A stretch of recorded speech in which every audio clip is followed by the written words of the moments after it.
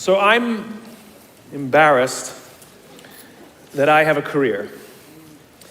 I talk about things like trust and cooperation, and there should be no demand for my work. But the fact of the matter is there is demand for my work, which means that there's an opportunity.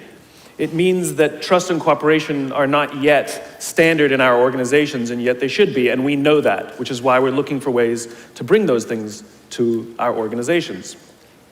So I thought I would do something a little different today. You know, when you're speaking to tens of thousands of people and you have the opportunity to share a message, of course, most rational people would say, let's go with something I've talked about lots of times and I'm really good at, but I'm not normal, so I'm going to do something completely new, and I hope this works out.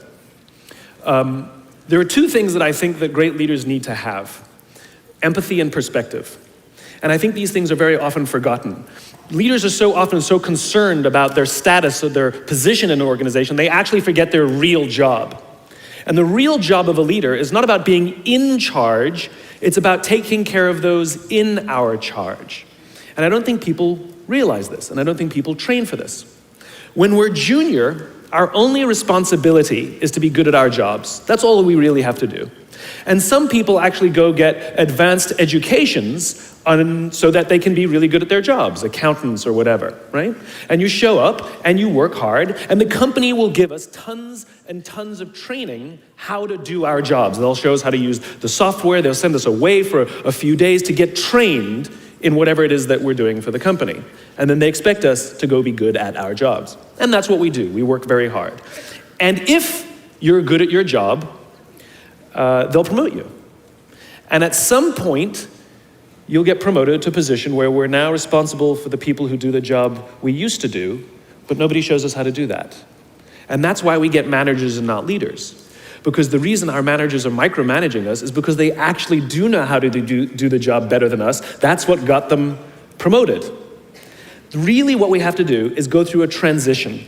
Some people make it quickly, some people make it slowly, and unfortunately some people will never make that transition at all. Which is we have to go through this transition of being responsible for the job and then turning into somebody who's now responsible for the people who are responsible for the job. And as I said before, one of the great things that is lacking in most of our companies is that they are not teaching us how to lead.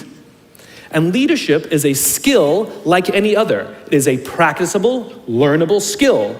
And it is something that you work on. It's like a muscle. If you practice it all the days, you will get good at it and you will become a strong leader. If you stop practicing, you will become a weak leader. Like parenting, everyone has the capacity to be a parent. Doesn't mean everybody wants to be a parent, and doesn't mean everybody should be a parent. Leadership is the same. We all have the capacity to be a leader. Doesn't mean everybody should be a leader, and it doesn't mean everybody wants to be a leader. And the reason is because it comes at great personal sacrifice. Remember, you're not in charge, you're responsible for those in your charge. That means things like when everything goes right, you have to give away all the credit. And when everything goes wrong, you have to take all the responsibility. That sucks, right? It's things like staying late to show somebody what to do. It's things like when something does actually break, when something goes wrong, instead of yelling and screaming and taking over, you say, try again. When the overwhelming pressures are not on them, the overwhelming pressures are on us. At the end of the day, great leaders are not responsible for the job. They're responsible for the people who are responsible for the job. They're not even responsible for the results. I love talking to CEOs and say, what's your priority? And they put their hands on their hips all proudly and say, my priority is my customer. I'm like, really? You haven't talked to a customer in 15 years. There's no CEO on the planet responsible for the customer. They're just not. They're responsible for the people who are responsible for the people who are responsible for the customer. I'll tell you a true story. A few months ago, I stayed at the Four Seasons in Las Vegas. It is a wonderful hotel. And the reason it's a wonderful hotel is not because of the fancy beds. Any hotel can go and buy a fancy bed. The reason it's a wonderful hotel is because of the people who work there. If you walk past somebody at the Four Seasons and they say hello to you, you get the feeling that they actually wanted to say hello to you. It's not that somebody told them that you have to say hello to all the customers, say hello to all the guests, right? You actually feel that they care. Now, in their lobby, they have a coffee stand. And one afternoon, I went to buy a cup of coffee, and there was a barista by the name of Noah who was serving me. Noah was fantastic. He was friendly and fun, and he was engaging with me, and I had so much fun buying a cup of coffee, I actually think I gave 100% tip, right? He was wonderful. So as is my nature, I asked Noah, do you like your job? And without skipping a beat, Noah says, I love my job. And so I followed up. I said, what is it that the Four Seasons is doing that would make you say to me, I love my job? And without skipping a beat, Noah said, throughout the day, managers will walk past me and ask me how I'm doing, if there's anything that I need to do my job better. He said, not just my manager, any manager. And then he said something magical. He says, I also work at Caesar's palace. And at Caesar's palace, the managers are trying to make sure we're doing everything right. They catch us when we do things wrong. He says, when I go to work there, I like to keep my head under the radar and just get through the day so I can get my paycheck. He says, here at the Four Seasons, I feel I can be myself. Same person, entirely different experience from the customer who will engage with Noah. So we in leadership are always criticizing the people. We're always saying, we got to get the right people on the bus. I've got to fill my team. I got to get the right people. But the reality is, it's not the people. It's the leadership. If we create the right environment, we will get people like Noah at the Four Seasons. If we create the wrong environment, we will get people like Noah at Caesar's palace. It's not the people. And yet we're so quick to hire and fire. You can't hire and fire your children. If your kids are struggling, we don't say, you got to see at school, you're up for adoption. So why is it that when somebody has performance problems at work, why is it that our instinct is to say, you're out? We do not practice empathy. What does empathy look like? Here's the lack of empathy. This is normal in our business world. You walk into someone's office, someone walks into our office and says, your numbers have been down for the third quarter in a row. You have to pick up your numbers, otherwise I can't guarantee what the future will look like. How inspired do you think that person is to come to work the next day? Here's what empathy looks like. You walk into someone's office, someone walks into your office and says, your numbers are down for the third quarter in a row. Are you okay? I'm worried about you. What's going on? We all have performance issues. Maybe someone's kid is sick. Maybe they're having problems in their marriage. Maybe one of their parents is dying. We don't know what's going on in their lives. And of course it will affect performance at work. Empathy is being concerned about the human being, not just their output. And we have to practice empathy. And one of the groups that we are pretty bad at practicing empathy with is our young millennials. So let me show you what empathy looks like. Listening to understand, trying to understand someone's point of view and disposition. At 100% of the talks that I give or the meetings that I have, invariably, someone will raise their hand and ask about the millennial problem. Apparently, this young generation is unleadable. Apparently, they have confounded every single company in every single industry. And so now it's at the point where companies have given up and are now just asking millennials, what do you want? And so they say, we want free food and bean bags. And so now every company has free food and bean bags, and guess what? Nothing has changed. So what I thought I would do is show you what empathy looks like. How do we practice empathy with someone we don't understand? How do we practice empathy with an organization or a group that we're struggling with? Right? So we have to understand that it breaks down to four things. I've broken it down into parenting, technology, impatience, and environment. Let's talk about parenting first. Too many millennials have grown up subject to what has been described as a failed parenting strategy. Too many of them were told as they were growing up that they were special, that they can have whatever they want just because they want it.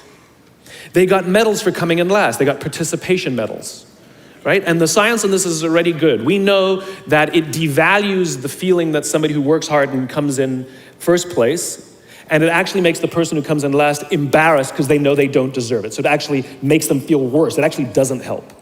There are a lot of kids who got into honors classes, not because they deserved it, but because their parents complained. And they got A's not because they earned them, but because the teachers didn't want to deal with the parents, right?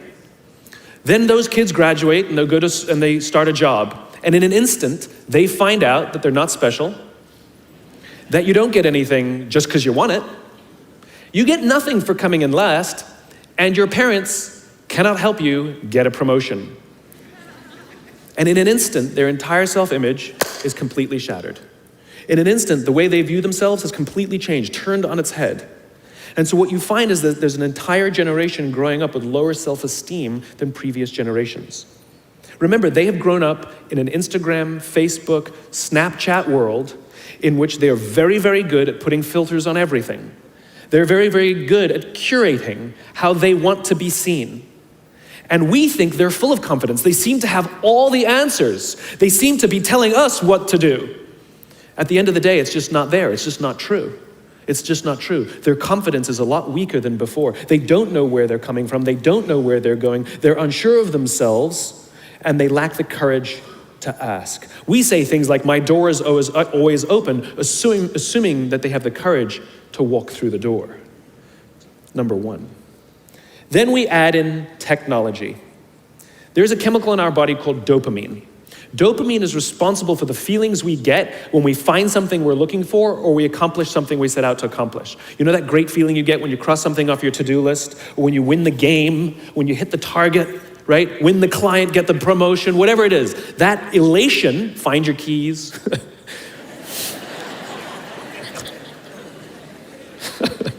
That elation comes from a chemical in our body called dopamine.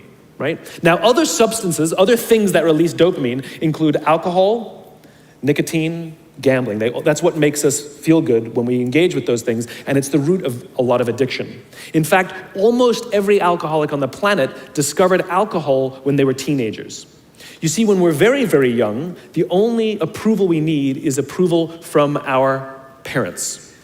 And then as we go through adolescence, we now crave the approval of our peers. Very frustrating for our parents, very important for us. It allows us to acculturate outside of our immediate families into the larger tribe. Very, very important, right? It's a time of high stress and high anxiety, and we're supposed to learn to rely on our friends.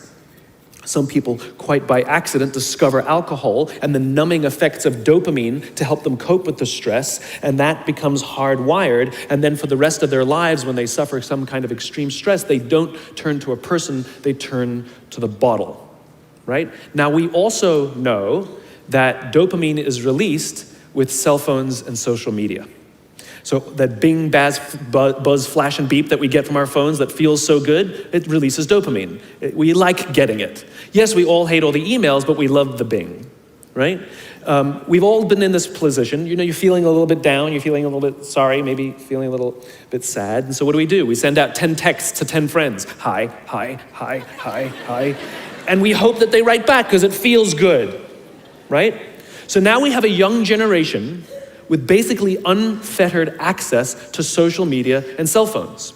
We have age restrictions on alcohol, we have age restrictions on smoking, and we have age restrictions on gambling. We have no age restrictions on this other dopamine-producing device called social media or cell phones. It's the equivalent of throwing open the liquor cabinet and telling our young adolescents, I know this is a stressful time, try the vodka, it'll get you through these hard times.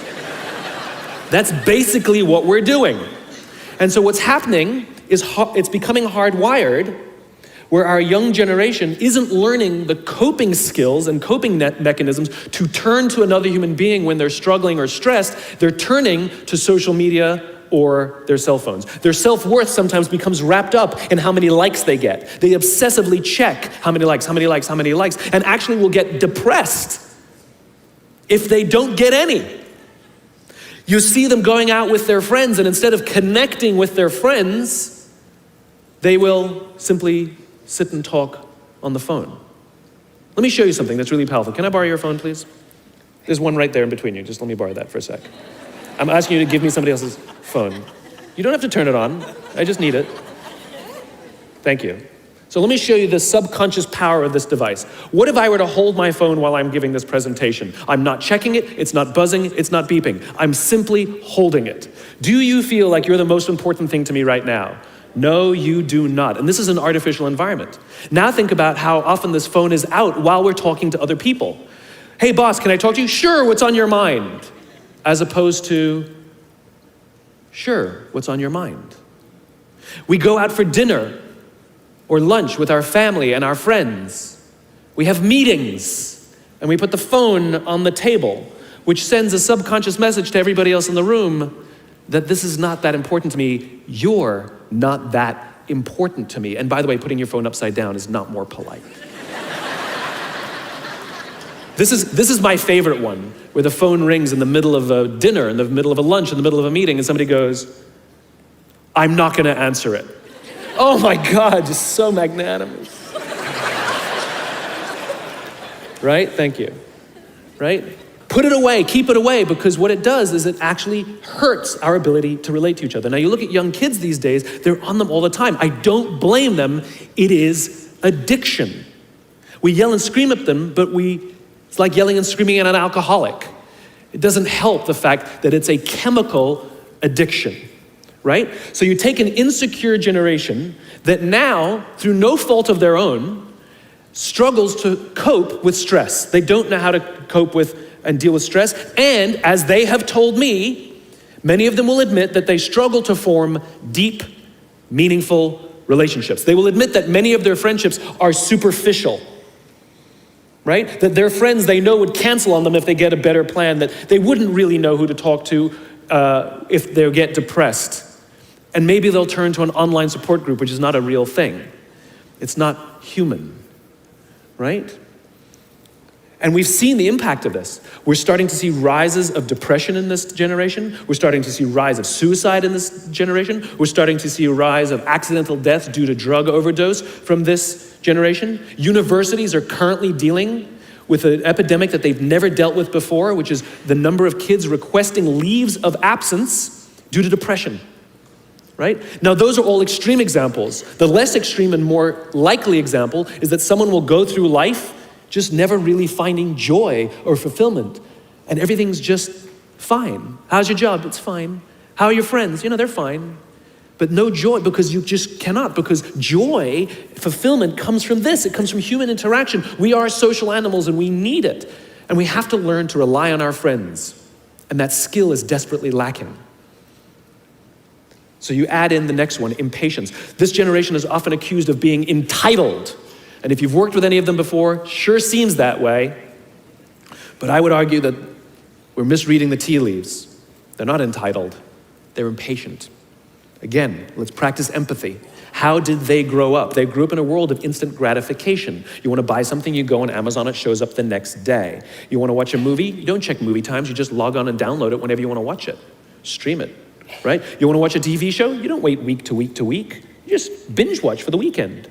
In fact, if you want to get hold of somebody, you don't leave a message on their machine and wait 4 hours for them to get the message and call you back. You just text them and they'll get back to you literally instantaneously. Heck, if you want to go on a date, you don't even have to be like, hey, you just swipe right. You got a date. Never learned the skill set of like, what are you doing, right? You can have 4 dates in a night. In other words, everything comes instantaneously. They have falsely applied the instant gratification model to life fulfillment and career fulfillment. They want it all instantaneously. The problem is life, relationships, career are not destinations. Like, look, I found the job I love. That's not how it works. It's not a scavenger hunt. I'm looking for the job that will, no, it doesn't work that way. It's a journey. It's the same with love. It's like, I found love. No, you didn't. You work hard every single day to stay in love. It's a journey. It's as if they're standing at the foot of a mountain. They know exactly what they want. They can see the summit. What they don't see is the mountain. I talked to some recent college grads who are in their entry-level jobs on a regular basis, and I'll ask them things like, how's it going? And they'll say, yeah, I think I'm gonna quit. I'm like, why? They're like, I'm not making an impact. I'm like, you've been here 8 months, right? And this is the problem. They see it as destination. I'm not making an impact. I hear it all the time. But they don't even know what that means, impact. Yes, we all want to make an impact. What kind of impact? What do you want to do? How do you want to contribute to the world? This is what vision is. This is what why is. It's become generic and abstract. But the problem is they're wafting around. They're looking for the right, they'll go from job to job to job, hoping that the next one sticks. They go from relationship to relationship, hoping that the next one is the love that I've been looking for. They don't know how to ask for help, and it makes them feel even worse because they can't find the thing that they're looking for. Maybe it's me. So you have an insecure generation that doesn't have coping mechanisms, that wants everything resolved and resolved now. I have a thought, let me just send a text, as opposed to, let me wait an hour when I'm done with lunch with you, and then I'll send my text, for example. And then we get to the fourth and most egregious of the four observations, environment. We're now taking this wonderful, smart, idealistic, ambitious, hardworking, good group of people that were dealt a bad hand, and we're putting them in corporate environments that do not care about them as human beings. Right? We have, for some reason, our work world has changed over the past 20 and 30 years. We are suffering the side effects of business theories left over from the 80s and 90s. And they are bad for people, and they are bad for business. Let me give you an example. The concept of shareholder supremacy was a theory proposed in the late 1970s. It was popularized in the 80s and 90s. It is now standard form today. You talk to any public company and you ask them their priority and they say maximize shareholder value. Really? That's like a coach prioritizing the needs of the fans over the needs of the players. How are you going to build a winning team with that model? But that's normal today. We don't even perceive it as broken or damaged or wrong or outdated. Remember, the 80s and 90s were boom years with relative peace and a kinder, gentler Cold War. Nobody was practicing hiding under their desks in school anymore. We are no longer in those times. These are no longer boom years. These are no longer peaceful times, and those models cannot work today. Here's another one. Mass layoffs. Using someone's livelihood to balance the books, right? It's so normal in America today that we don't even understand how broken and how damaging it is, not only to human beings, but to business. You know, companies talk about how they want to build trust and cooperation, and they announce a round of layoffs. Do you know the quickest way to destroy trust and destroy cooperation in a business, literally in one day? Lay people off, and everyone gets scared. Right? Can you imagine sending someone home to say, honey, I can no longer provide for our family because the company missed its arbitrary projections this year? And forget about the people who lost their job. Think about the people who kept their jobs. Because every single decision a company makes is a piece of communication. And the company has just communicated to everybody else, this is not a meritocracy. We don't care how hard you work or how long you've worked here. If we miss our numbers and you happen to fall on the wrong side of the spreadsheet, I'm sorry, we cannot guarantee employment. In other words, we come to work every day afraid. And we're asking our youngest generation to work in environments where how would any of us ever stand up and admit, I made a mistake? We're constantly being told, you have to be vulnerable. Leaders are vulnerable. What does that even mean? It doesn't mean you walk around crying, I'm vulnerable, right? No, what vulnerability means is you create an environment in which someone feels safe enough to raise their hand and said, I don't know what I'm doing. You've given me a job and I haven't been trained to do it. I need help. I made a mistake. I screwed something up. I'm scared. I'm worried. All of these things no one would ever admit inside a company because it puts a target on your head in case there's another round. And so we keep it to ourselves. And how can a company ever do well if nobody's ever willing to admit they made a mistake, that's scared, or they don't know what they're doing? And so we've literally created cultures in which every single day everybody comes to work and lies, hides, and fakes. And we're asking our youngest generation to work and succeed and find themselves and build their confidence and overcome their addiction to technology and build strong relationships at work. We're asking them to do this, and these are the environments we've created. We keep saying to them, you're the future leaders. We're the leaders now. We're in control. What are we doing? This is what empathy means. It means if there's an entire generation struggling, maybe it's not them. It's like, the only thing the common factor in all my failed relationships? Me.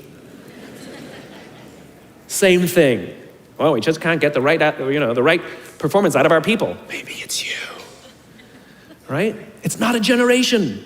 It's not them. They're not difficult or hard to understand. They're human beings like the rest of us, trying to find their way, trying to work in a place where they feel that someone cares about them as a human being. By the way, that's what we all want. In other words, it's not even generational.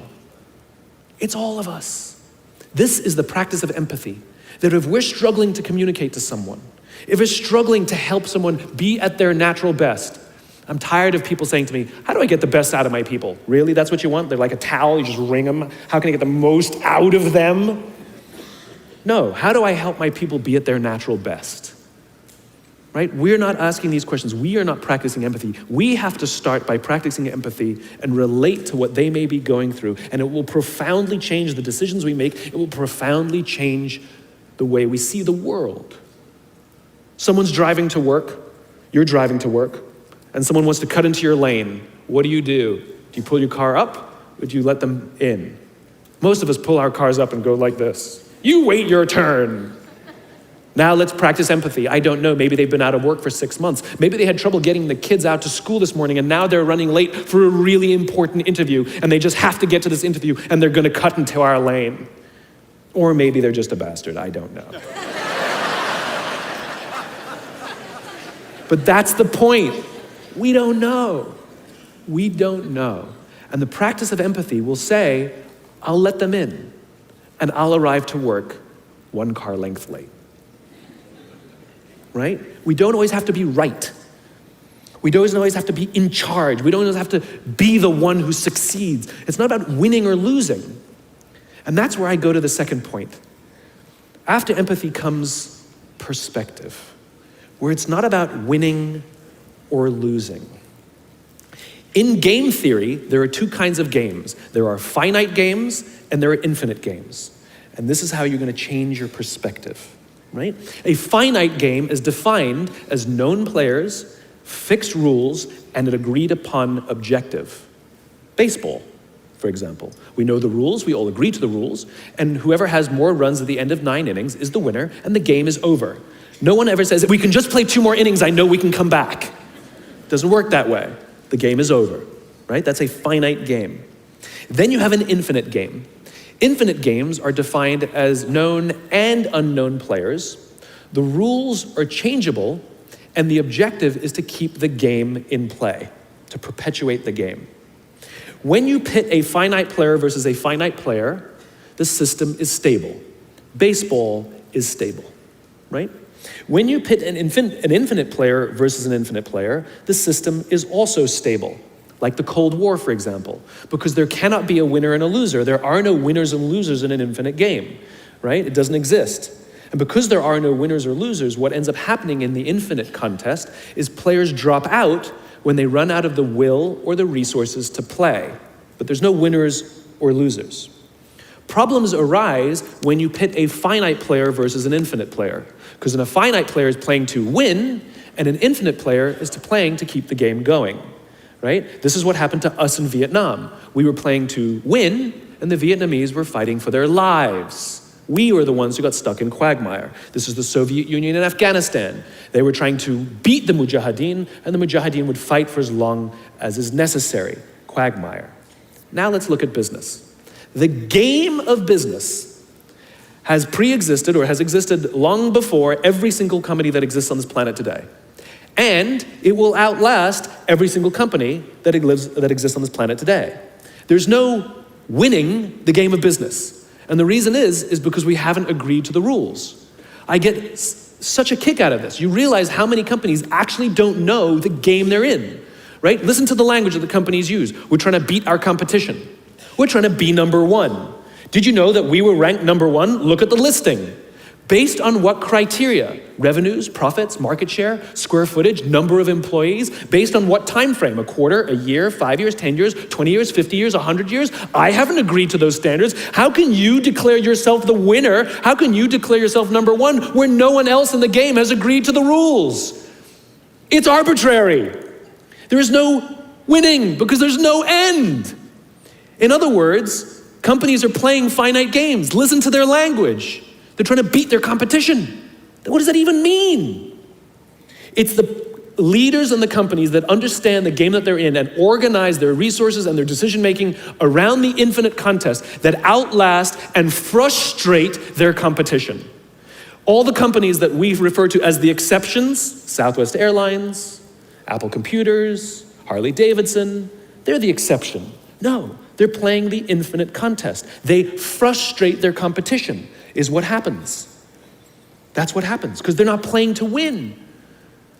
Jim Senegal, the founder of Costco, which is the only real company that gives Walmart a run for its money, he says public companies are looking to succeed for the quarter. He says, we're looking for the next 50 years. You can hear him. He's playing the infinite contest. I spoke at a leadership summit for Microsoft. I also spoke at a leadership summit for Apple. Now, at the Microsoft summit, I would say 70% of the executives, and this was under the Steve Ballmer days, I would say about 70% of the executives spent about 70% of their presentations talking about how to beat Apple. At the Apple summit, 100% of the executives spent 100% of their presentations talking about how to help teachers teach and how to help students learn. One was obsessed with their competition, the other one was obsessed with where they're going. So at the end of my presentation at Microsoft, they gave me a gift. They gave me the new Zune, which was the competitor to the iPod Touch when it was a thing, right? And I have to tell you, this piece of technology was spectacular. It was beautiful. The user interface was incredible. The design was amazing. It was intuitive. It was one of the most beautiful, elegant pieces of technology I'd ever seen, right? Now, it didn't work with iTunes, which is an entirely different problem. I couldn't use it. But that's something else. I'm sitting in the back of a taxi with a senior Apple executive, sort of employee number 12 kind of guy, and I decide to stir the pot. And I turn to him and I say, you know, I spoke at a Microsoft summit, and they gave me their new Zune, and I have to tell you, it is so much better than your iPod Touch. And he turned to me and said, I have no doubt. Conversation over.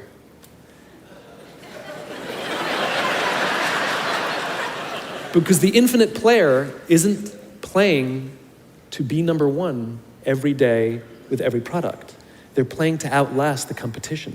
If I had said to Microsoft, oh, I've got the new iPod Touch, it's so much better than your new Zune, they would have said, can we see it? What does it do? We have to see it.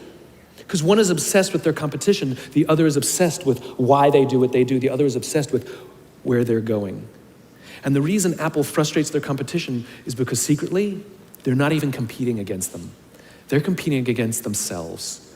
And they understand that sometimes you're a little bit ahead, and sometimes you're a little bit behind. And sometimes your product is better, and sometimes you're not. But if you wake up every single morning and compete against yourself, how do I make our products better than they were yesterday? How do I take care of our customers better than we did yesterday? How do we advance our cause more efficiently, more productively than we did yesterday? How do we find new solutions to advance our calling, our cause, our purpose, our belief, our why every single day? What you will find is over time, you will probably be ahead more often. Those who play the infinite game understand it's not about the battle, it's about the war. And they don't play to win every day. And they frustrate their competition until their competition drops out of the game. Every single bankruptcy, almost every merger and acquisition is basically a company saying we no longer have the will or the resources to continue to play, and we have no choice to either drop out of the game or merge our resources with another player so that we can stay in the game. That's what that is. And if you think about the number of bankruptcies and mergers and acquisitions, it's kind of proof that most companies don't even know the game they're in. You want to be a great leader, start with empathy. You want to be a great leader, change your perspective and play the game you're actually playing. Thank you very much.